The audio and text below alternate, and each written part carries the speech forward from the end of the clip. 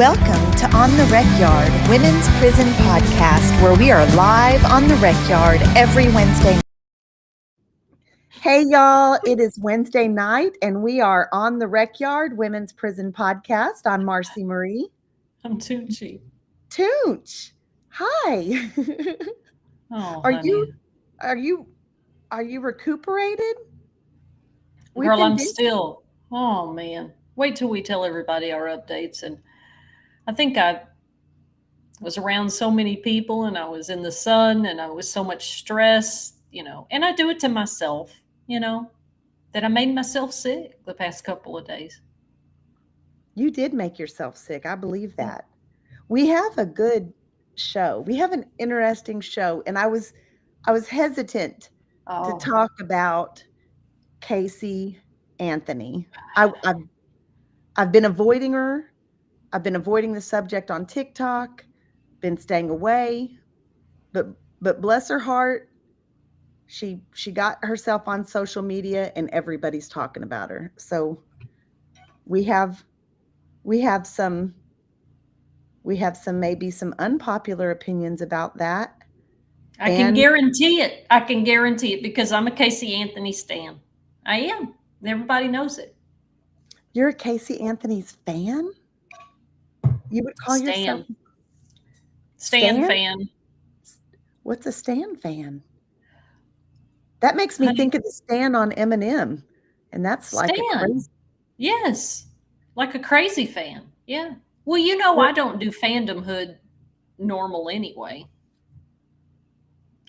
I want to explore this, but first I want to see. I want to say I see y'all showing up in the chat already. We're so happy to see you, and I see y'all coming in strong from YouTube. On that YouTube, get on that YouTube because we can only stream there, y'all. Yes, Laurie, Crystal, Jerry, Patricia, who says she normally can't get on here. So I'm glad you didn't have any difficulties. We're really glad to see you. Rayanne, been rocking with us since day one, Rayanne. I really think you were on the first episode, truly. We're so happy to see y'all. Thank y'all for commenting. Thank y'all for liking the live. Thank you for sharing the live. If you're watching on your phone, tap that screen, and we really appreciate that. If you are listening wherever you hear your favorite podcasts, please leave us a review. We love that so much, and that just helps our podcast reach an even broader audience, kind of like sharing this live right now, hitting that little arrow and giving this a share.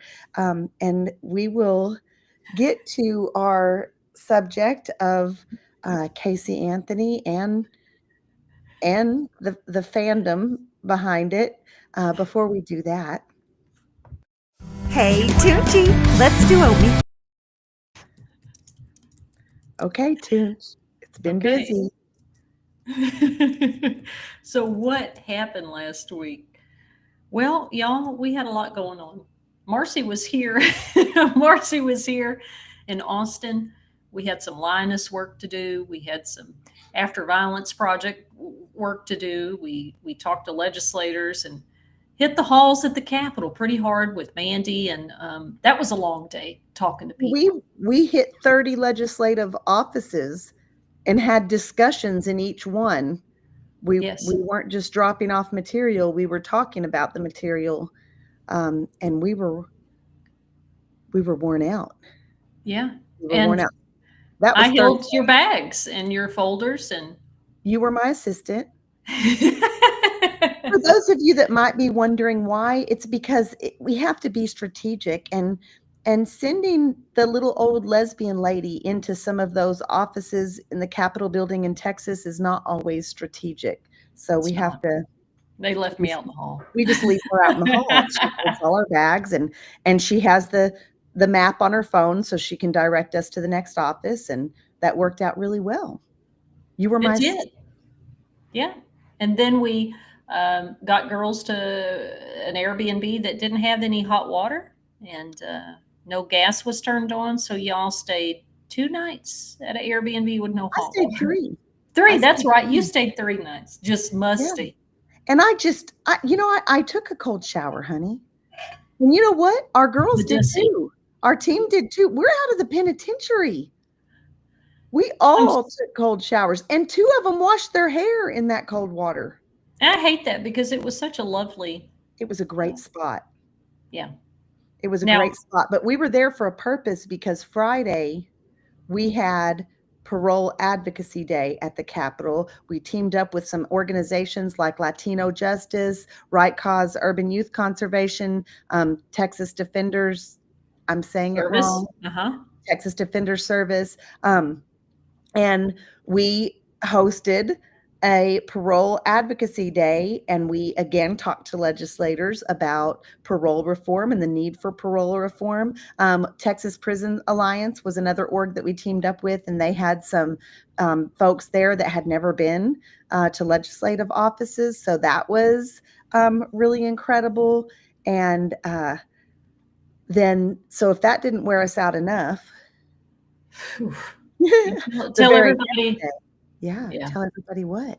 Tell everybody what happened the next day on Saturday, why I'm so wore out. Well, there was a rally for democracy at the state capitol that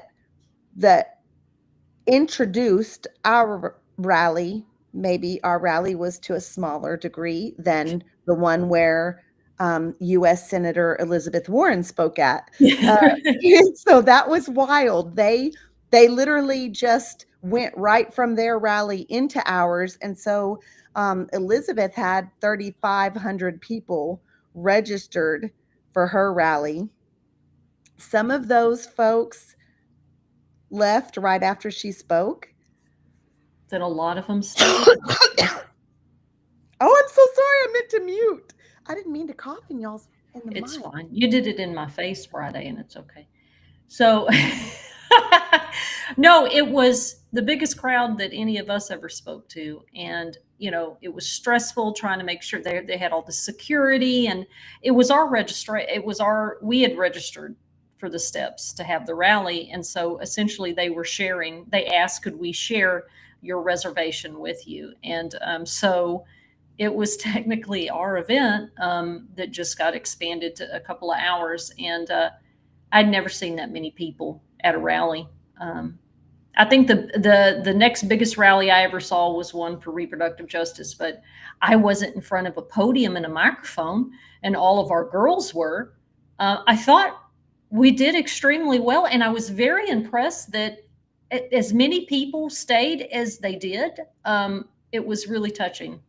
And they were engaged, and they followed us on social media, and they contacted us in DMs and emails and told us how powerful our voices were, which, y'all, we had women who have done decades in the penitentiary and barely spoke maybe once to 50 people, maybe. And we're in front of this crowd in this podium, and they leveled up. Yeah. Leveled And the up. crowd was so supportive. It was really great. And it all ended up going well. We went to lunch afterwards. And then Marcy, I was so tired. I was deliriously sick that night. And then for 2 days, I was just in bed, so drained. It was a lot. I need to point out that you, after the meal, went back to your little apartment with your little cat and your little Bucky's cup, and you probably put on a horror movie, and because that's how you rock and roll. And I drove 3.5 hours home, but I'll tell you, I got about 25 miles out of Austin and pulled over and took a nap for about 20 minutes. Did you? Yes, because I thought there's no way that I can make it. And I thought, wow, I might have to go back. Like, I was exhausted, but that little power nap got me home. And then I got home and I decorated for a 2-year-old's birthday party. God. We had Spidey and friends, Spidey and his amazing friends, which is different than Spider-Man. Don't get them mistaken. It's his favorite. And and our friend Lori did leave her sweater at the state. It's in the trash. It's in the trash, Lori. We I keep telling you it's in my trunk, but I put it in the trash. Now go ahead, tell us about the party. And we had a birthday party Sunday. So stop taking that off. Um, yeah, so we had the birthday party, and it was fabulous. Uh, and then I slept Sunday night, and then back to the grind Monday morning to work. So I'm not saying that I work harder than you, boss. I'm just, you I'm know. just saying I appreciate you as a leader really pushing through. um, well, look, let's get into Casey Anthony because I love that Para Women Radio has showed up tonight. They've got a great YouTube. You should check that out. And I think now that you're here, I thought I'd sent you an email before. Maybe I didn't, but we should all. Maybe you did, and she ignored it because she doesn't want to be on the show. Um, well, I was hoping we could be on her show and talk about maybe some cases that we know that just like Oh, some Casey Anthony. infamous Texas cases, people we Yeah. did time with. And we got to be able to, just like tonight, we got to talk it out because we've got some rather unpopular opinions when it comes to some of the more notorious, cases with true crime and women. So let's start off, in case there's anyone here that doesn't know Casey Anthony's story. Tell folks who Casey Anthony is. Well, Casey Anthony, it was a very infamous case. This is like the rundown, the basic rundown.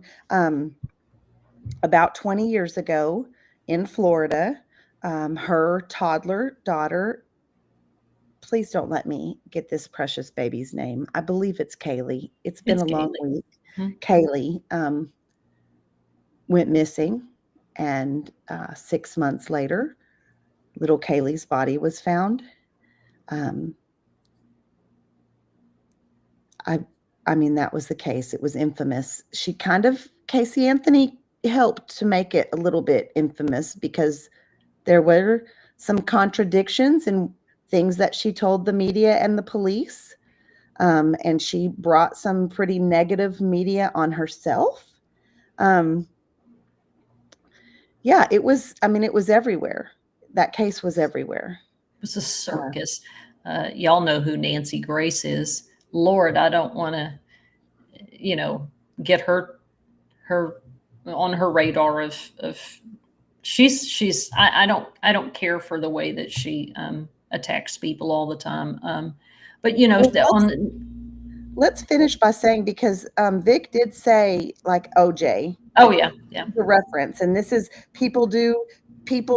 society kind of generally thinks OJ Simpson is guilty, and the same thing for Casey Anthony. There were things in the case that has made people think that she's guilty. She got found innocent. She is a free yes, woman, yeah, never did any time, has been living her life. Every now and then, she pops up on yeah, social media and makes an appearance, and people just swarm because they haven't forgotten about Kaylee. They haven't forgotten about the case. And that has just recently happened on TikTok. She is, yeah. Well, let me tell y'all. I remember Casey Anthony when Nancy Grace was tearing her a new ass every night on cable TV before I went to prison the second time.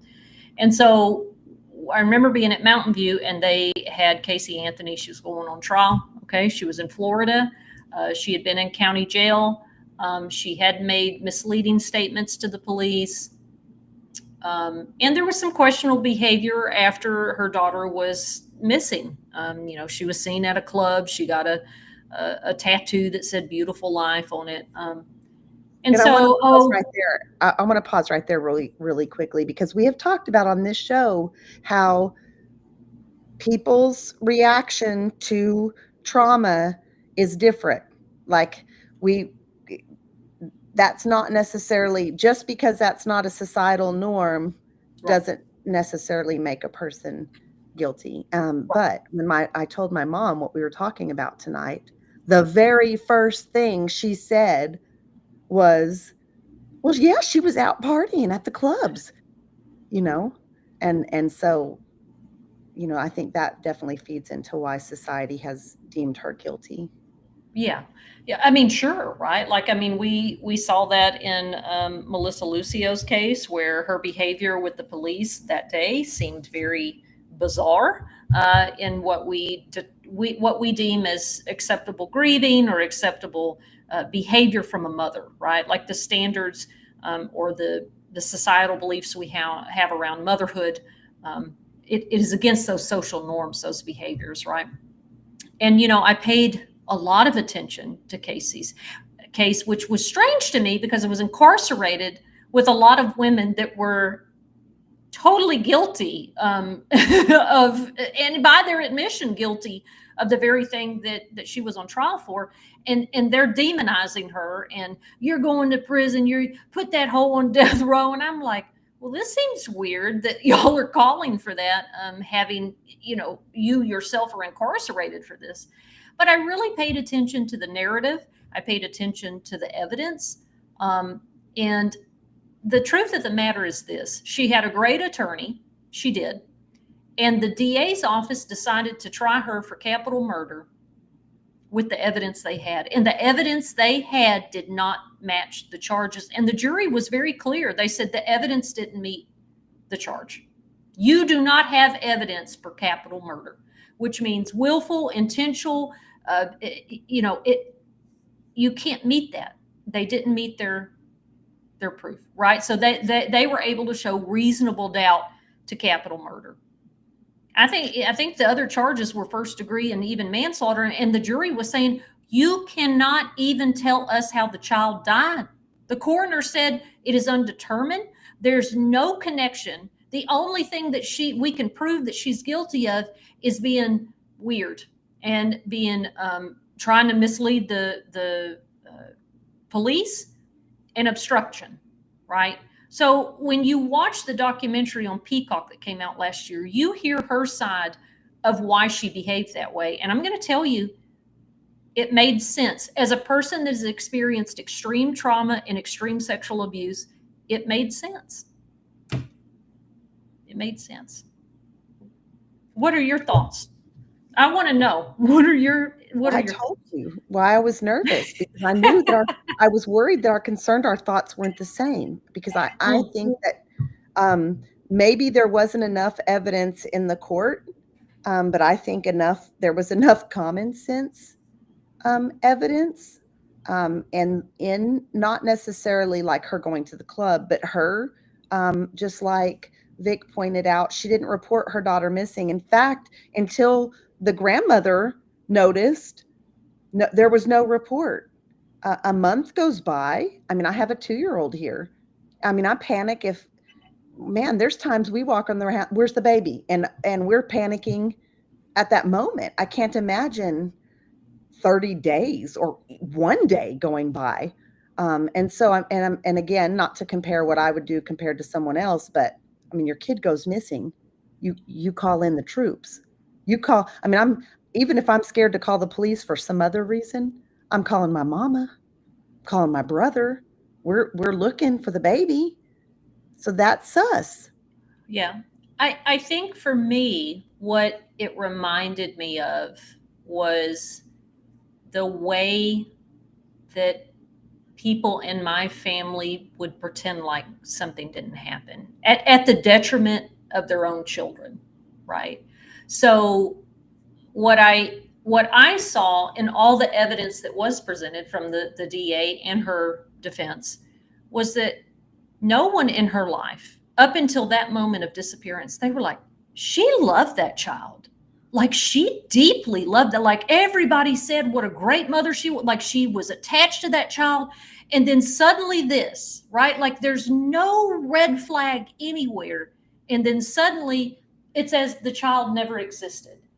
And so it seems like, from the regular point of view of a mother that maybe has not experienced the type of sexual abuse that she describes, it would just be unfathomable to say, I would not pretend like my child never existed, but I I do see, and because I've experienced dissociation in my own life, that, well, you just, it never happened, it never existed, like to the point that I am so freaked out and flipped out about this. It just doesn't exist, it's gone, the end. And so that's how I saw her behavior and her body language and her explanation later. I think at the beginning, when I watched the trial, it really was about the standard of evidence. I was like, I don't know if she did it or not, but the standard of evidence is not there. You should have just tried her for some lower level. But I think after really listening to her and thinking about it, I something happened. Something happened.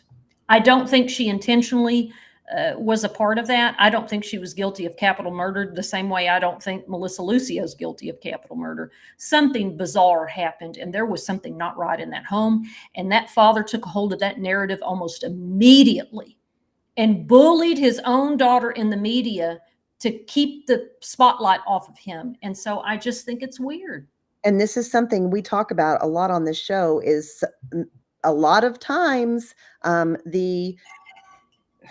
the accused is a female, and some man in her life, some man takes the narrative and takes complete control, and whomever kind of controls the media controls public opinion.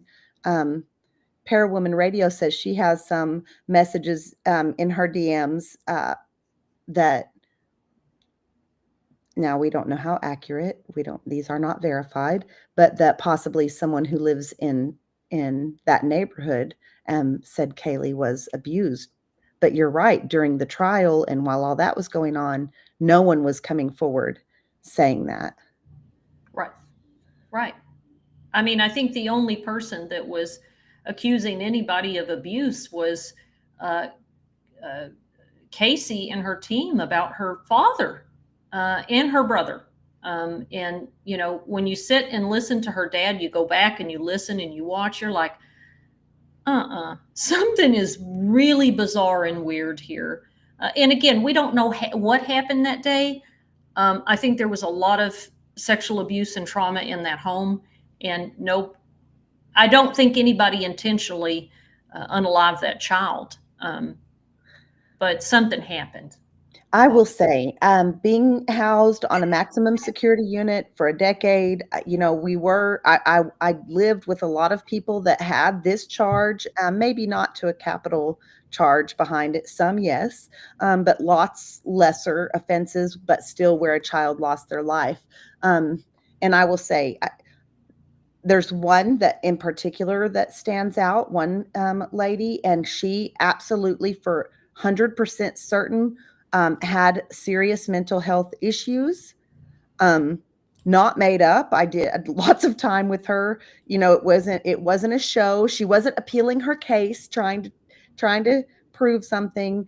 She was living her life, pled guilty to her charge, but clearly needed to be somewhere besides a prison. And so that, and then the other thing is, there's several that I talked to that I truly feel like were accidental in some way. But then there's there's some that were not accidental, but a young, maybe young, perhaps mentally ill, to a lower level, like maybe me or you, Tunch, but maybe unsupported. And I have 5 babies, and I love my kids, and I'm raising 2 others right now, you know? But I remember being a young mother, fully supported by a family, and having that crying, that nonstop, inconsolable crying. And I remember thinking, even as this teenage mother, wow, I can see how this happens. I can see how someone can mentally snap and harm their child. And people in prison ate me up when I would say that. But I was fortunate because I could call my mom.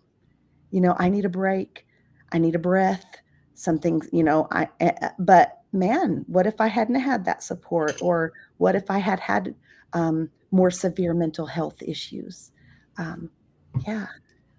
Yeah, well, and I think, into that is also what are the standards that women and mothers have that are not realistic, right? Like, I think that's a part of it. Jorge has left a good comment here about accountability, and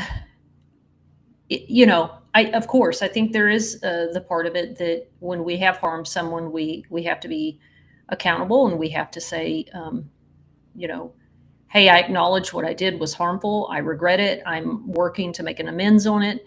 Um, and when I watched the documentary, and somebody asked what the documentary was, it was, I think, Casey Speaks. It's on Peacock. It's on the streaming platform, Peacock, the NBC platform. And her story, as she tells it, which is her truth, she says, I failed my daughter. I failed her. Why was I living in this home with the person that abused me all my life? I don't know how to explain that to you because I'm so used to it. It's normal. Dysfunction is normal in our family. I kept her with me as much as I could, but I am so sorry for the harm that I've caused and the way I failed my daughter. So I think in terms of what her story is and what her truth is, I think she's taken the accountability um, that she believes is hers to take in the ways that she failed her daughter, and I found it very genuine. I did, and I think when we talk about the Menendez brothers, we've talked a lot about their case, how when you look back and you start like reevaluating the narrative that the media told you, and you look at it now, you're like, good Lord, whoa, I didn't see all that. I mean, I also say that about Yolanda Salzavar's case too, because there's a great documentary on Peacock that Yolanda says, hey, I am responsible for Selena's death. I wish it wouldn't have happened. I don't know how it happened. I shouldn't have been there. It happened in this intense emotion. But here's my story that's never been told. And I'm like, oh my God, here was another man that came in and immediately controlled a narrative about what happened. And she had the receipts, And so I think it's just about how we let the media influence our opinions and thoughts about crime. No, absolutely. And especially about crimes that happen against children, right? Yeah. I do want to talk about, we could debate the facets of her case all night, um, is we could spend all night on that, right, and not agree to disagree or whatever. I think what it bothers me the most is that Casey seems to have tried to make a life for herself in a way that gives her meaning, right? Like, she is a legal advocate. She started working with that attorney that took her under his wing. She learned how to be a private investigator. She helps paralegal stuff, and she's really active in that, right? And so she got on TikTok and said, hello. She made her a video, and boy, they tore her ass up. And she was just saying, hey, I'm a legal advocate. I wanted to give meaning and purpose to what happened to me and my daughter, and this is for my daughter. And she finds meaning in it after all of this. And people just ripped into her. And I think what bothers me the most is, good Lord, at what point is enough enough? At what point are we able to move on from the worst mistake we did or that we were accused of doing, right? That we've done our best to take accountability for, we've done our best to move on from. At what point is enough enough? And I think about 20 years. This happened 20 years ago. And people still hold, I mean, my charge over me 15 years later. They still hold your charge over you 25 years plus over your head. It happens. We talk about it. It's something that we fight against. It's something that we actively try to change the narrative, to reclaim our own narrative, to boldly speak on our own case, on our own experiences in the criminal legal system, and we take ownership of that, right? So I think that the problem people have with Casey, and it might be for anybody that has that charge, honestly, because people just are when it comes to a child crime, it's black and white for most of society. There's no gray, and I feel like there's gray that can be examined, but um, she didn't get punished. I think that society believes even if she didn't commit the crime, she had something to do with at least covering it up, you Well, but know? she did get punished, right? Like it's the punishment that people they wanted. The mob wants you on a stick to burn you, like witches at the stake, right? But like she was convicted of obstruction of what they could prove, um, and she was punished. And it's so strange to me that people that have never. It's weird to me to watch these big trials happen and to see this mob show up. They did it to Jodi Arias too, and I'm a fangirl of Jodi Arias because you talk about somebody with borderline personality disorder. Um, you see this mob of people come up, and they're demanding blood and at the stake, and it's like, girl, boo, you don't know this person. What are you doing here? I remember randos at my trial, like wanting to talk to me and trying to talk to my family. And who are you? Like, don't come up here now when my family needed help. The community, y'all weren't good to us then, but now you want to come up here and have a say in this. And it's like, y'all don't know Casey Anthony or her family. Y'all don't know that baby. Stay out of them people's business like that. She was found not guilty of that. She served her time for what she did. She's trying to have a decent life and do something meaningful. Who in the hell are any of y'all? Y'all don't know this woman at all. What do you think? And who am I to say who can be on social media and who not, and who can tell their story and who not? I'm not. But she had to know this was coming. I mean, she has her comments off. You have to know this is coming. And the reason you probably know is because you've done it before. Like, this isn't your first appearance where you make an account, put a video or two up. Now I think she immediately, like, she got like 60,000 followers in just a few weeks. And that means do I know if she's monetizing? I don't. But like what I told my dad is, if I'm Casey Anthony, or, one of the most hated true crime stars, basically, and I need $2,000 for something, I might just go on TikTok knowing that I could easily make a video, turn my comments off, not even look at the video again if I don't want to, and know after 10,000 followers, I could just get in the creator fund. That's a few grand worth of, she's got millions of views. I can tell you, as someone that monetizes on TikTok, that's a couple grand. And that's her story. It is her story. Right? You know what I mean? So it's like, freedom of speech and the freedom of social media platforms are, as long as I'm not threatening people. And I think we can talk about harm, right? Like, even in 12-step programs, it says, you want to make an amends unless to do so causes more harm, right? And I said that the other night. I was like, I really want to talk to some of the people that in the past that I've hurt, but I'm not so sure if I should try, or are they waiting for me to ask them, or is it going to cause them more harm? So, I mean, I think you have to take that into account. I think you and I take that into account, knowing, what we always say is that once we're a public figure, our story is not just our story. It's out here now. And so is this going to cause, and I thought about that for a while with myself. Like, if I'm an advocate, I'm going to be out there and people might know my history and my story. This might, affect my family or my victims or what, and then I kind of came to this place of, I've done everything that I can do, right? This is my story too. It's not just theirs, right? And I think we talk about that when we talk about criminal justice reform stuff, right? Like when people come up for parole, it's not just the victim's story. It's the person who's incarcerated too. So how to balance those two all the time can be really, really tricky.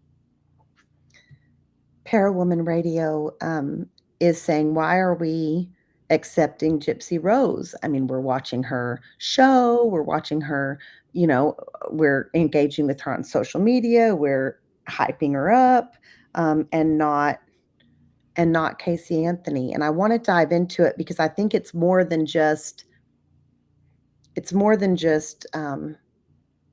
Casey Anthony or the victim in Casey Anthony's case being a child. I think that it really dives into women.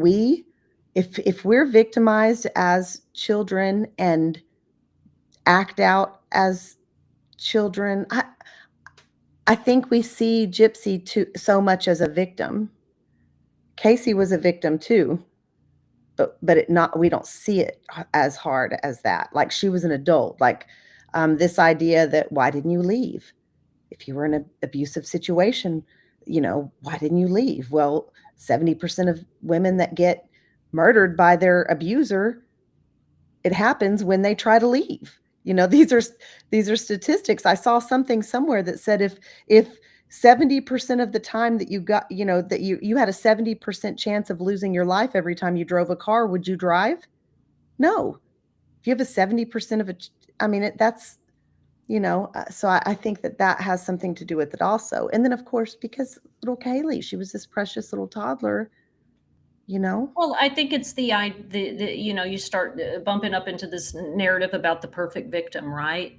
Like you look at other women that were found not guilty, and demonized and still considered guilty. Amanda Knox, good Lord, if you look through that case, it's pretty obvious that she is even less culpable than Casey is in her, and people still rip into that woman. And she's an advocate. She does.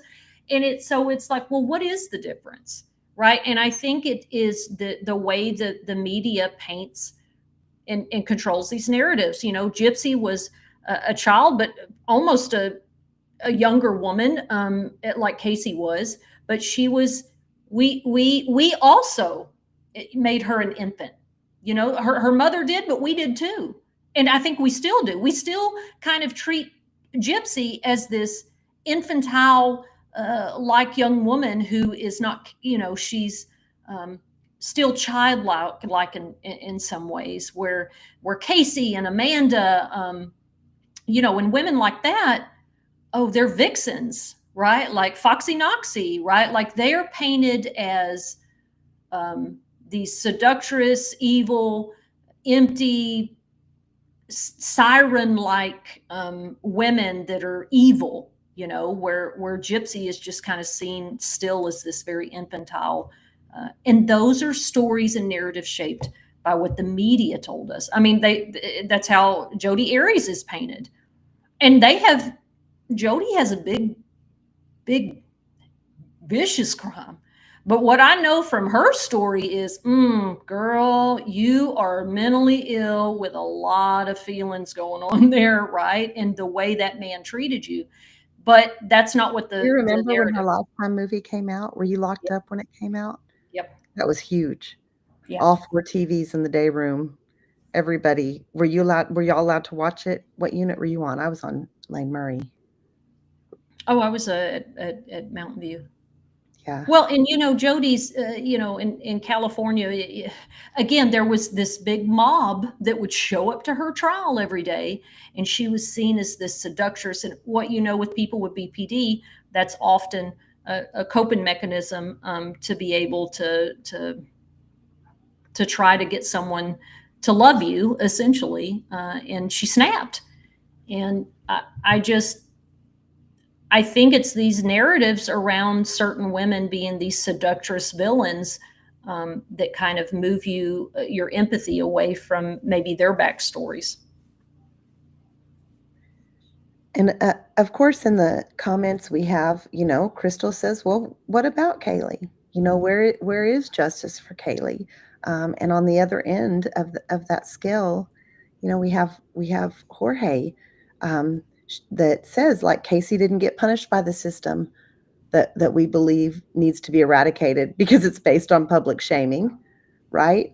And I think that she's getting public shamed, and we are trying to get rid of that. And Jorge says, aren't we trying to get rid of that? And I think that in our line of work, this kind of case is really challenging.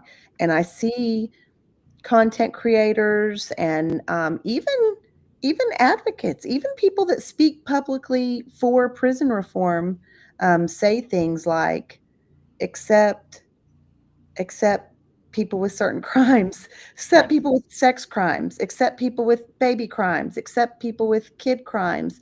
And the fact is, even for those folks that get accused and even found guilty of that, the criminal legal system is still broken.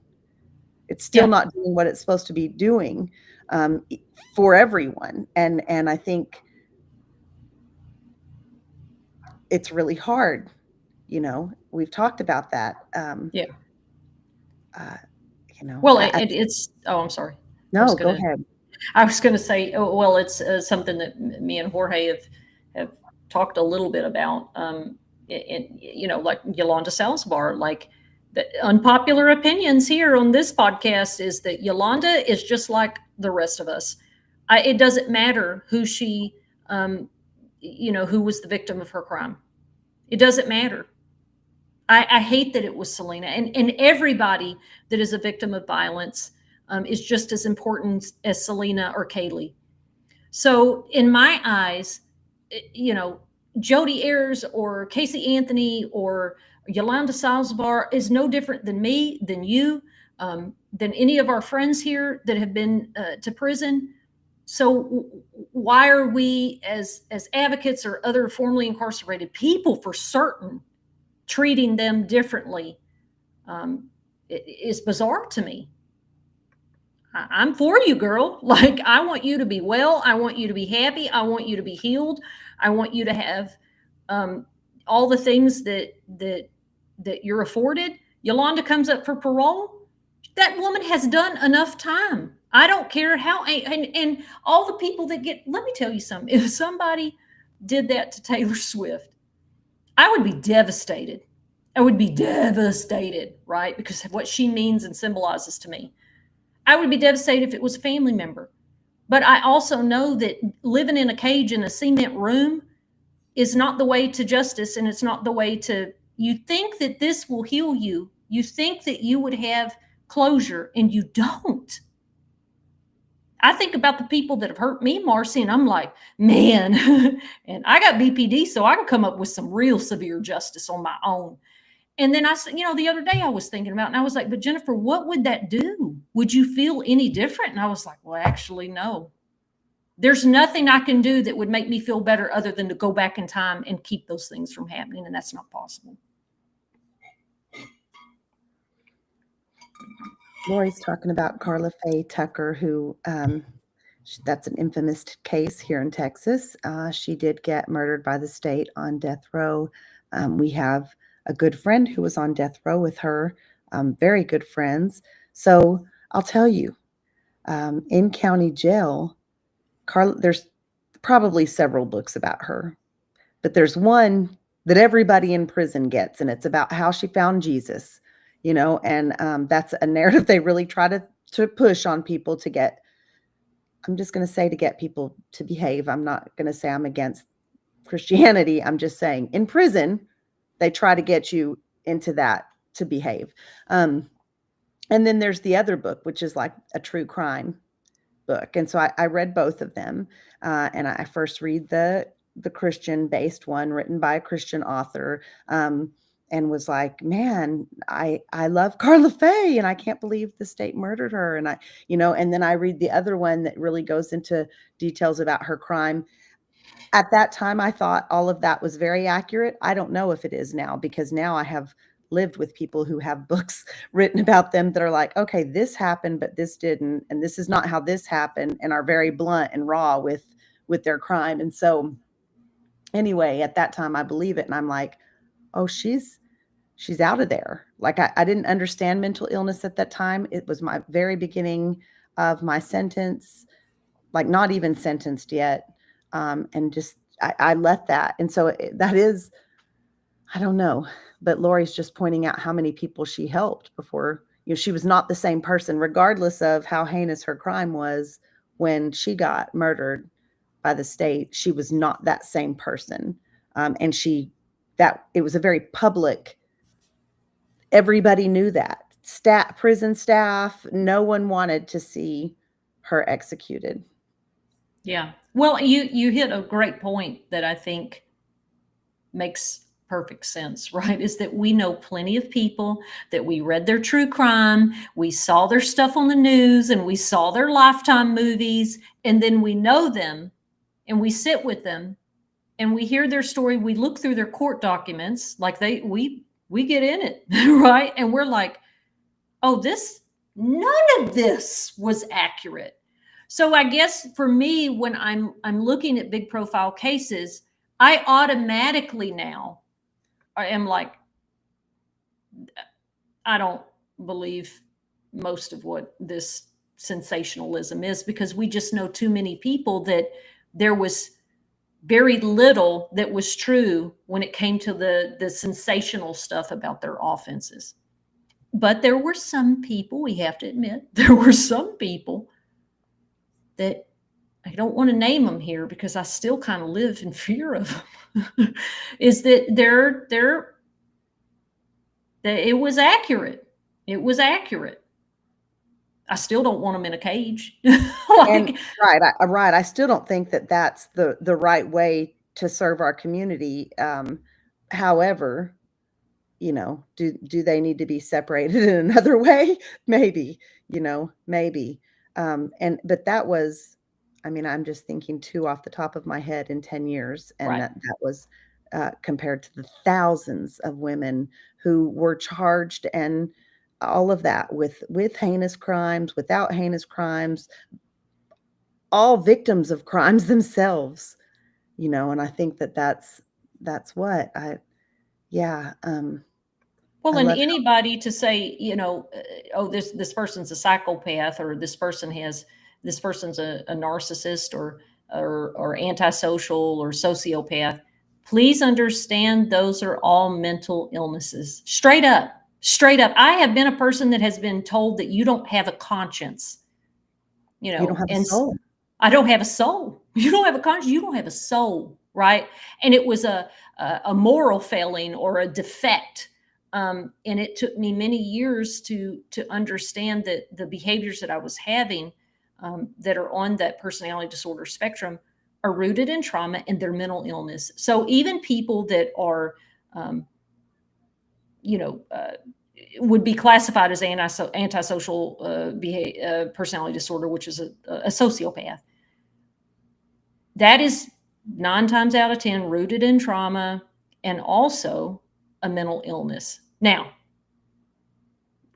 does that mean that they're capable of things that people with more empathy are capable of? Yes, it is.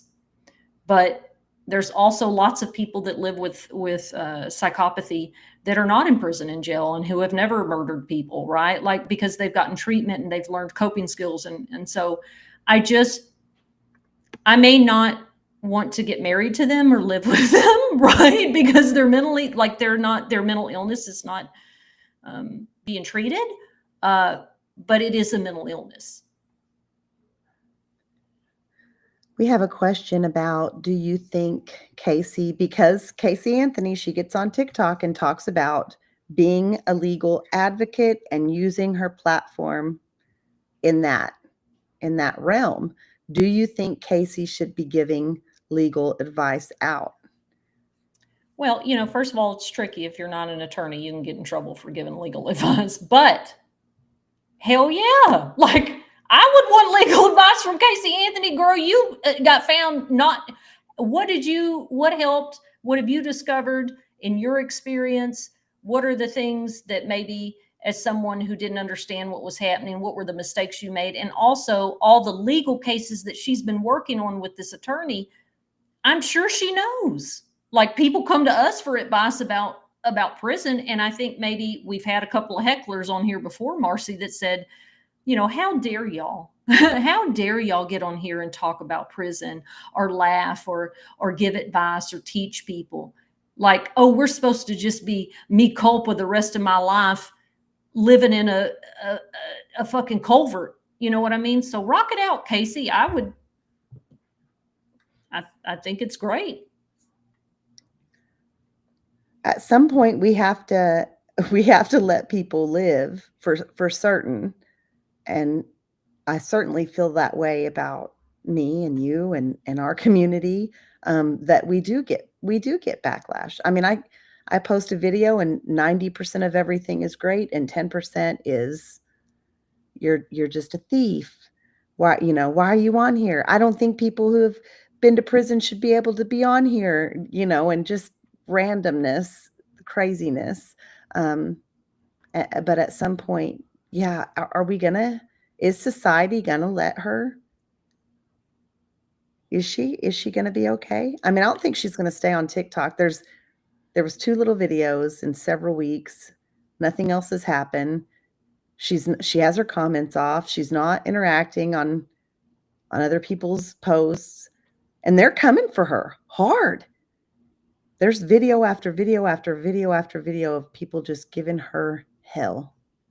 Well, and to me, it speaks to something really interesting that she has tried several times to be able to take a platform and know that she has public interest or eyes on her, to be able to try to use that as to be able to tell stories about healing or her legal advocacy. Like she's done a couple things in the past to try to talk about, abuse, and she immediately gets shut down and then she retreats, right?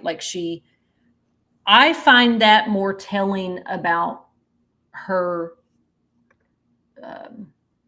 motives and sensitivity versus, now I think Gypsy learned in prison how to say, bitch, I don't give a fuck, right? Like, I'm gonna be me. Oh, she knows how to do that we all know how to do. Like, I wish you would come on with it, right? Like, I know who I am. This is my story, and you're not gonna bully me, right? Because you have to learn that in prison. And Casey only spent, a year or two in county jail, and so And it, probably alone. She was right, probably in right. solitary confinement. So it's if she was here to just make money and to get attention, she would have been doing that. She'd have been doing that. And she hasn't. She comes and then she backs off, right? Because she keeps trying and then she disappears.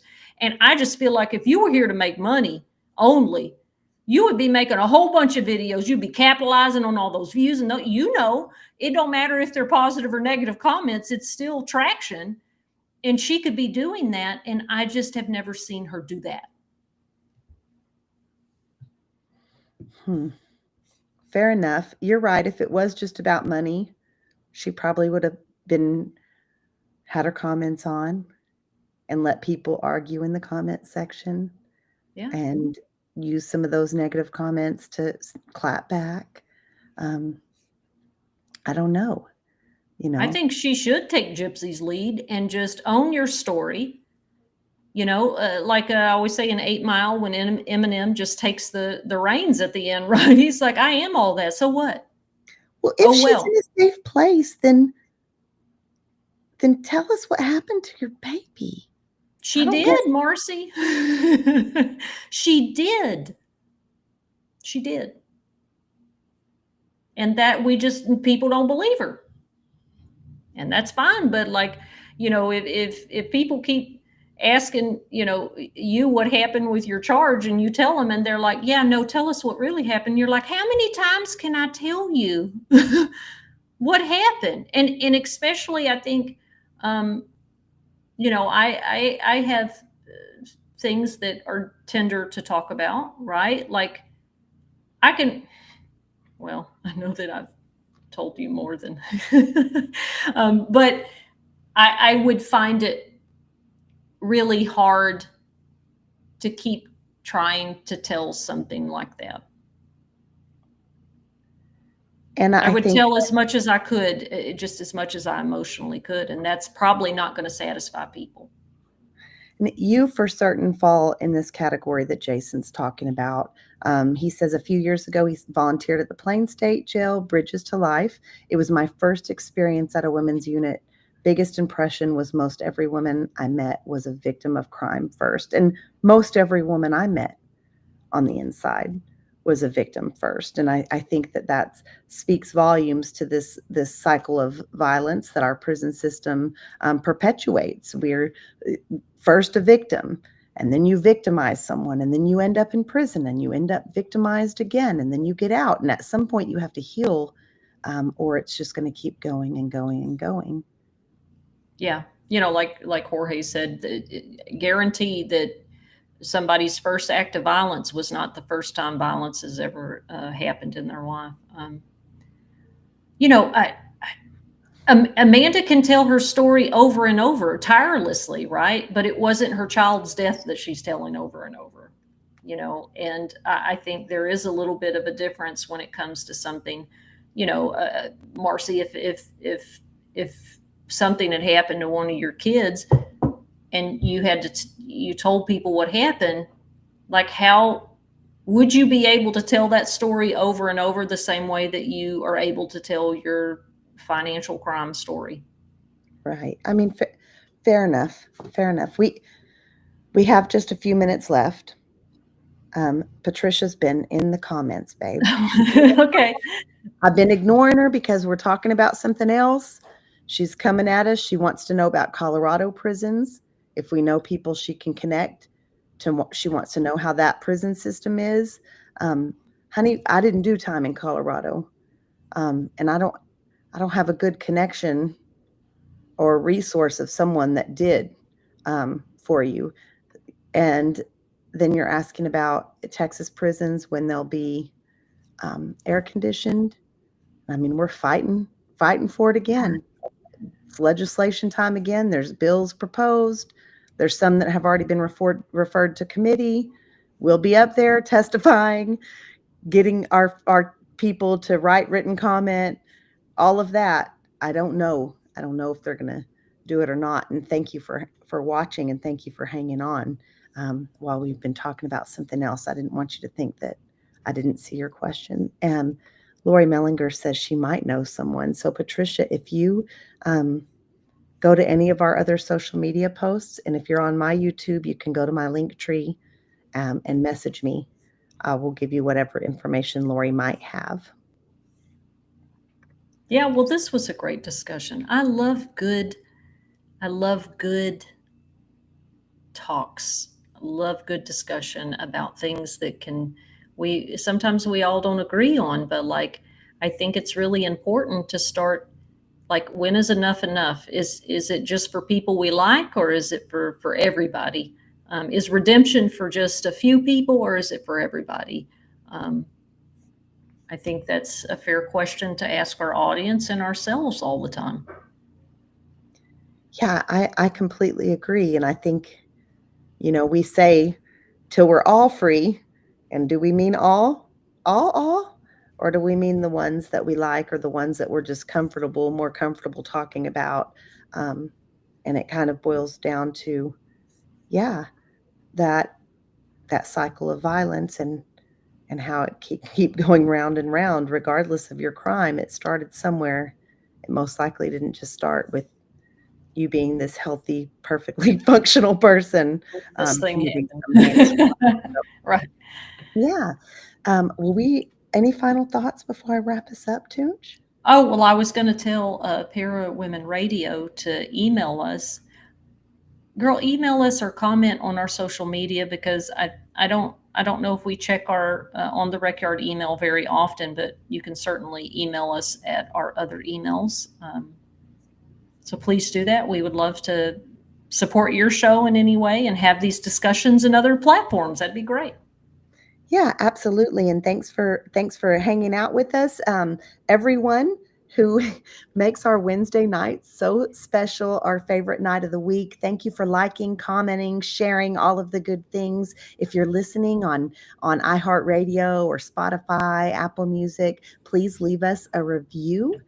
We would appreciate that so much. We will be back next week same time, same place on the Recyard Women's Prison Podcast, Wednesday night, 7 p.m. Central. Thank y'all for hanging out with us on the Recyard Women's Prison